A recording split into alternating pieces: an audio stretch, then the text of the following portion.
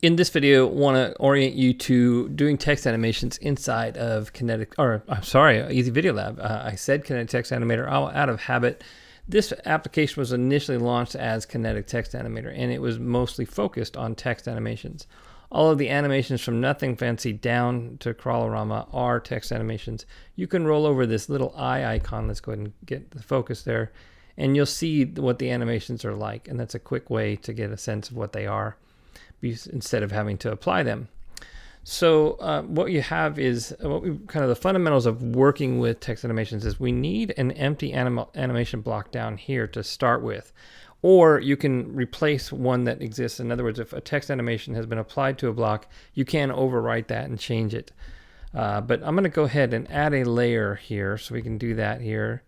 And I'm going to have two text animations, and we'll work at that in a second here. Now, the other fundamental thing is I need a font. And I need to select a text animation. Let's select one of them. I'll do Nothing Fancy right here. And I'm going to select a darker color here just so that we can see it on the stage.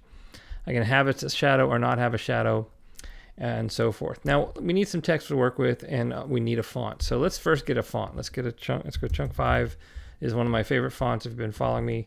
That's one of my favorites for some reason. And by the way, in version 2, we will have font favorites, making it a little faster and easier. We are in version 1.5.3 as I record this. So now I need some text. And one way to get text, I generally think that you probably know what you want to write here, but if you don't, you can come over here and you can get some quotes here. I'm going to just do inspire here.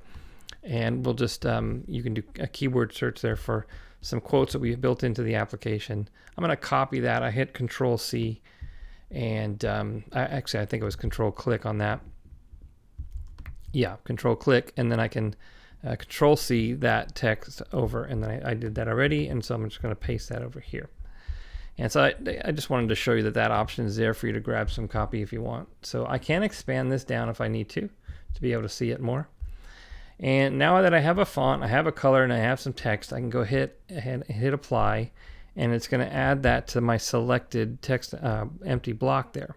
So I have this first quote here. We'll go ahead and play with this a little bit here, but let's get another one here just so that we have, you can see kind of a few things going on. So I'm going to click on this one, and this time I'm going to do just what we call Nothing Fancy. It's just a very, very basic text animations, and I'm going to say hello there and just get something on the stage. So I'm going to go ahead and I'll do a different color so we can see the difference. And we'll do a fade in. We'll do it over a second so that we have a little bit more of an animation. And for this one, we'll just leave it on the stage. So I'm going to apply that. And right away, you see a problem. I've got two text animations, one over the other, and that's not going to work. So for positioning in version 1.53, we have a positioning grid here. Now, this is not the most ideal. This is actually going to change in version 2 where you're just going to be able to drag it around. But currently, this is how you position text animations. So I'm going to turn this on. And what I need to do is drag in the grid area from the left down and to the right if I want to specify, an area. And what it'll do is it'll center that animation in that area. So I'm going to go ahead and do that. And now that text animation is in this area here.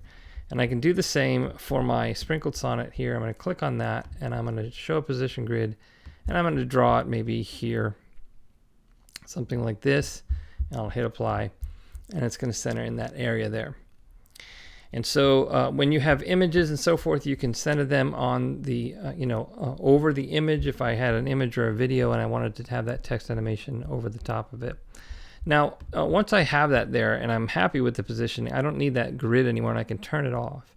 So for example, I'm looking at this text animation and I see a couple problems. I see that it's taking a long, long time to animate in. So I'm going to change that to 1.2. And whenever you make a change here, you do need to apply that again.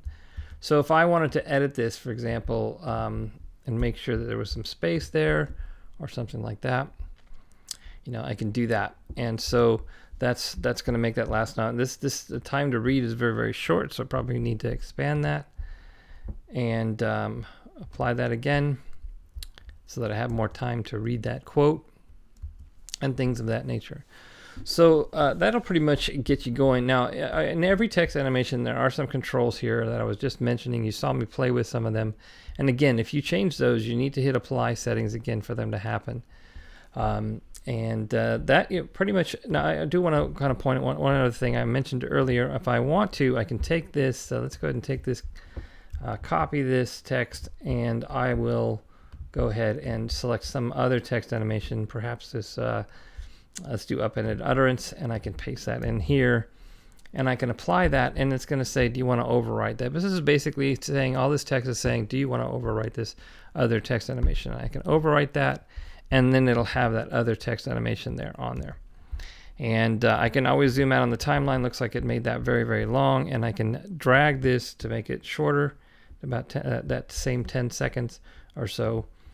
And so that's how you can work with text animations in Easy Video Lab.